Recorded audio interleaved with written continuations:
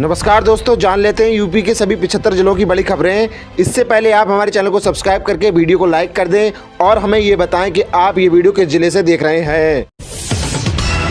UP के 19 लाख छात्रों को योगी सरकार की सौगात, खातों में ट्रांसफर किए 944 करोड़ रुपए की स्कॉलरशिप। मुख्यमंत्री योगी आदित्यनाथ ने लखनऊ में 18.78 लाख छात्रों को 944 करोड़ रुपए की छात्रवृत्ति डीबीटी के माध्यम से वितरित की। अब आधार कार्ड के 4 नंबरों से होगी डुप्लीकेट वोटर की पहचान, 20 फरवरी तक चलेगा काम। पंचायत चुनाव की अंतरिम मतदाता सूची में 9.93 लाख से अधिक डुप्लीकेट मतदाता पाए गए हैं। इनकी पहचान आधार कार्ड के अंतिम 4 अंकों से की जाएगी। इस जांच में उप जिलाधिकारी, खंड विकास अधिकारी और बीएलओ शामिल हैं। उत्तर प्रदेश में 2.5 करोड़ परिवारों को मिला नल से जल और सौर ऊर्जा से चल रही 80% ग्रामीण पेयजल योजनाएं। उत्तर प्रदेश ने जल जीवन मिशन के तहत 26,564 गाँव को हर घर जल प्रमाणित किया है, जिससे लगभग 2.5 करोड़ ग्रामीण परिवारों को नल कनेक्शन मिले हैं। 80% ग्रामीण पेयजल योजना और सूर्य ऊर्जा से संचालित हो रही है, जिससे बिजली की बचत और कार्बन उत्सर्जन में कमी आई है। इस पहल से महिलाओं को राहत मिली है। यूपी के इन कर्मचारियों को रुक सकती है सैलरी, 31 जनवरी तक है मौका। राज्यकर्मियों की तरफ से निकाय कर्मियों को भी संपत्तियों का ब्यौरा 31 जनवरी तक अनिवार्य रूप से देना होगा। स्थानीय निकाय निदेशक ने इस संबंध में अधिकारियों को निर्देश भेज दिया है। यूनियन बजट 2026 के बाद आएगी पीएम किसान की 22वीं किस्त, कृषि मंत्रालय की तैयारी पूरी। कृषि मंत्रालय ने पीएम किसान योजना की 22वीं किस्त भेजने की तैयारी पूरी कर ली है। करोड़ों किसानों को ये किस्त केंद्रीय बजट 2026 पेश होने के बाद मिल सकती है, जो 1 फरवरी 2026 को निर्मला सीतारमण द्वारा प्रस्तुत किया जाएगा। किसानों को अपनी ई-केवाईसी कराना अनिवार्य है, अन्यथा किस्त रुक जाएगी। ई-केवाईसी घर बैठे ऐप या वेबसाइट से की जा सकती है। डाकिया घर पहुंच जारी करेगा जीवन प्रमाण पत्र, पेंशनरों को मिलेगी राहत। ईपीएफओ ने पेंशनभोगियों के लिए डिजिटल जीवन प्रमाण पत्र जमा करने के मुफ्त डोर स्टेप शुरू की है। इसके लिए इंडियन पोस्ट पेमेंट बैंक के साथ समझौता किया गया है। अब डाकिया घर आकर बायोमेट्रिक मशीन से प्रमाण पत्र बनाएंगे, जिससे बुजुर्गों को बैंक या ईपीएफओ कार्यालय जाने की आवश्यकता नहीं होगी। क्या बजट में मैरिड कपल को मिलेगी एक साथ आईटीआर भरने की खुशी? ओल्ड टैक्स रिजीम पर भी है उम्मीदें। वित्त मंत्री निर्मला सीतारमण 1 फरवरी 2026 को आम बजट पेश करेंगी। इस बजट में मध्यम वर्ग और टैक्स पेयर्स को राहत मिलने की उम्मीद है। Institute of chart accountant of India ने पति पत्नी के लिए संयुक्त इनकम टैक्स रिटर्न फाइल करने का सुझाव दिया है, जिससे टैक्स स्लैब और छूट संयुक्त रूप से लागू हो सके। Ration card news, ration card वालों को हर महीने मिलेंगे 1000 रुपए, योजना है दमदार। हालांकि पूरी राशन व्यवस्था को एकदम से पैसे वाली योजना में बदलना आसान नहीं है। इसके लिए सरकार को धीरे धीरे कदम उठाने होंगे। लोगों को 12 से 18 महीने तक ये चुनने का मौका देना चाहिए कि वे राशन लें या पैसे। महंगाई और बाजार के दाम के हिसाब से मिलने वाली रकम के समय समय बढ़ना जरूरी है। जहाँ बैंक की सुविधा कम है, वहाँ पैसे की जगह खाने के कूपन दिए जा सकते हैं। अगर 1 किलो पर 40 रुपए खर्च माने तो 25 किलो चावल लेने वाले 5 लोगों के परिवार को हर महीने करीब 1000 रुपए मिल सकते हैं। यूपी के सभी प्राथमिक और उच्च प्राथमिक स्कूलों में अनिवार्य रूप से होगा ये काम, डेडलाइन भी तय। प्रधानमंत्री नरेंद्र मोदी ने मुख्य सचिवों के राष्ट्रीय सम्मेलन में निर्देश दिए थे कि 8 मार्च 2026 तक अंतर्राष्ट्रीय महिला दिवस से पहले सभी स्कूलों में पढ़ने वाली बालिकाओं को शौचालय की सुविधा दी जाए। ऐसे में उत्तर प्रदेश के सरकारी बेसिक व माध्यम स्कूलों में तैयारियां शुरू हो गई है। 4 साल में एआई बदल देगा काम करने का तरीका, 9.2 करोड़ नौकरियों के खत्म होने का खतरा। रिपोर्ट के अनुसार 54% नेताओं का मानना है कि एआई मौजूदा नौकरियों को खत्म कर देगा। इसमें से सिर्फ 24% ने भरोसा जताया कि इससे नई नौकरियां पैदा होंगी। वहीं सिर्फ 12% का मानना है कि इससे कर्मचारियों की सैलरी बढ़ेगी। खुद का करना चाहते हैं रोजगार तो सरकार दे रही है आपको 50,000 रुपए, वो भी बिना गारंटी के। जानिए कैसे मिलेगा योजना का लाभ। यदि आप बेरोजगार हैं और नगर पंचायत में अपना रोजगार स्थापित करना चाहते हैं तो एक विशेष योजना के तहत आपको अपना स्वरोजगार स्थापित करने के लिए बिना किसी गारंटी के 15 से 50,000 तक का लाभ ले सकते हैं और आप अपना काम ब्याज पर रोजगार शुरू कर सकते हैं। तो इसके लिए आपको स्वेनिधि क्रेडिट कार्ड लेना होगा। Republic Day 2026 in UP. Uttar Pradesh में देशभक्ति का रंग परेड में दिखा जांबाजों का शौर्य। देश भर में कल 77वें गणतंत्र दिवस पर मनाया गया। देश के इस गौरवशाली दिवस पर उत्तर प्रदेश में सभी जबरदस्त उत्साह देखने को मिल रहा। मुख्यमंत्री योगी आदित्यनाथ ने लखनऊ में ध्वजारोहण कर देशवासियों को गणतंत्र दिवस की बधाई दी।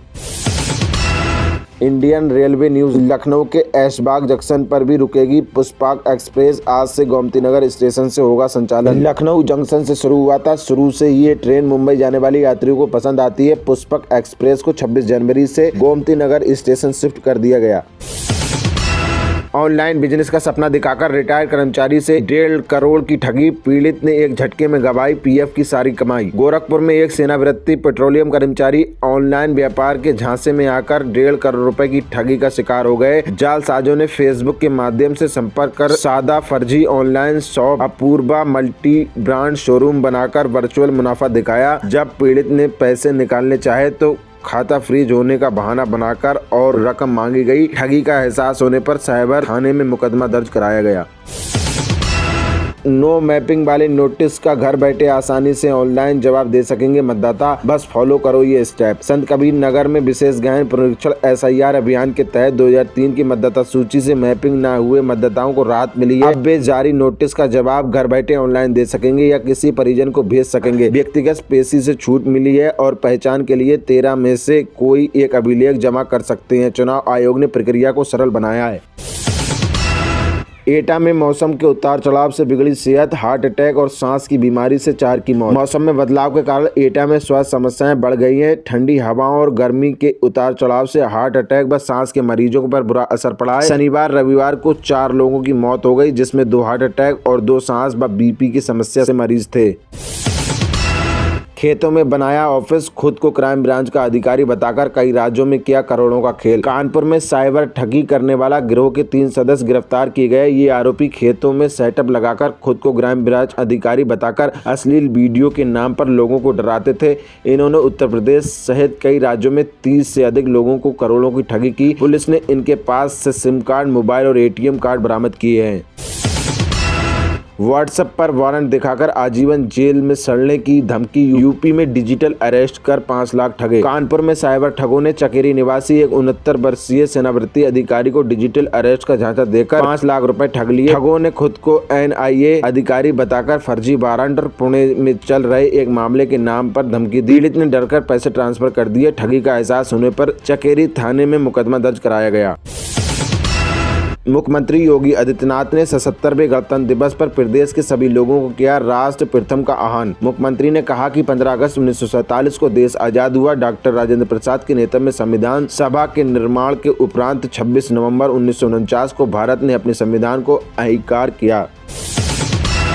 उच्च प्राथमिक विद्यालयों में शिक्षक भर्ती अनुपस्थित 154 अभ्यर्थियों को 27 जनवरी को अंतिम अवसर। उत्तर प्रदेश के उच्च प्राथमिक विद्यालयों में गणित विज्ञान शिक्षकों के 29,334 पदों पर भर्ती के लिए काउंसलिंग हुई। 1501 में से 1347 अभ्यर्थी उपस्थित थे। अनुपस्थित अभ्यर्थियों को 27 जनवरी को अंतिम मौका दिया गया। ये काउंसलिंग सर्वोच्च न्यायालय के आदेश अनुसार हो रही है। काउंसलिंग के बाद रिक्त पदों पर चयन होगा, जिससे शिक्षा व्यवस्था बेहतर होगी। हिमाचल में बर्फबारी का कहर। 592 रूट पर बस सेवाएं बंद। 187 रूटों पर फंसी सैकड़ों बसें। हिमपात के कारण हिमाचल परिवहन निगम HRTC की बस सेवाएं तीसरे दिन भी प्रभावित रहीं। प्रदेश भर में 592 रूट बंद हैं और 187 बसें फंसी हुई हैं। मौसम में सुधार और सड़क बहाली के बाद कुल्लू, शिमला, मंडी, कांगड़ा और चंबा में कुछ सड़कें आंशिक रूप से बहाल हुई हैं। UP board admit card 2026। UP board 10वीं 12वीं की परीक्षाओं के लिए एडमिट कार्ड जल्द आने की उम्मीद। छात्र स्कूल से कर सकेंगे प्राप्त। यूपी बोर्ड की ओर से हाई स्कूल व इंटरमीडिएट परीक्षाओं के प्रवेश पत्र जल्दी उपलब्ध कराए जाएंगे। सभी स्टूडेंट एडमिट कार्ड जारी होने के बाद अपने स्कूल से प्रवेश पत्र प्राप्त कर सकेंगे।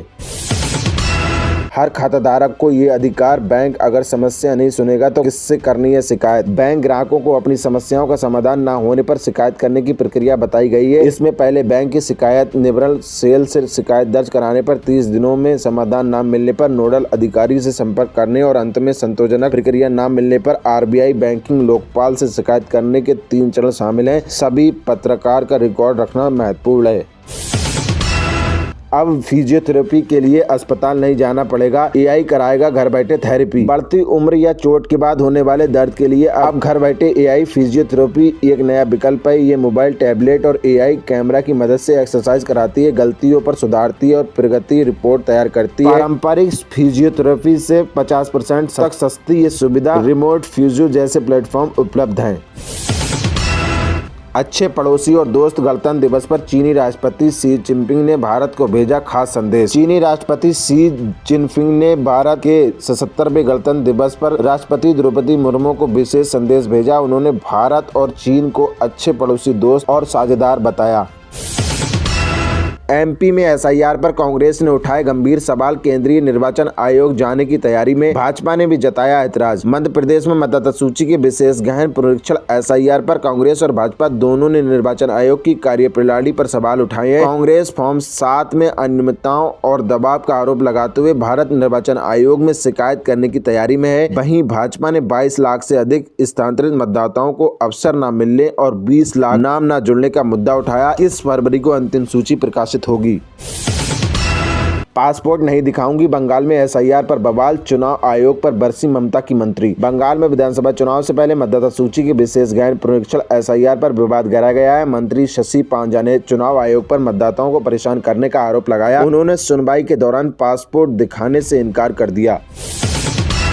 यूसीजी बिल के विरोध में बरेली के सिटी मजिस्ट्रेट अलंकार अग्निहोत्री ने दिया इस्तीफा। शंकराचार्य मामले में भी कही ये बात। बरेली के सिटी मजिस्ट्रेट अलंकार अग्निहोत्री ने यूजीसी बिल और शंकराचार्य स्वामी मुक्तेश्वरानंद के शिष्यों की पिटाई की घटना के विरोध में इस्तीफा दे दिया। 2016 बैच के पीसीएस अधिकारी अग्निहोत्री ने नए यूजीसी कानून का विरोध करते हुए सरकार पर ब्राह्मण विरोधी अभियान चलाने का आरोप लगाया। उनकी पोस्टर वाली तस्वीर इंटरनेट मीडिया में सामने आई है।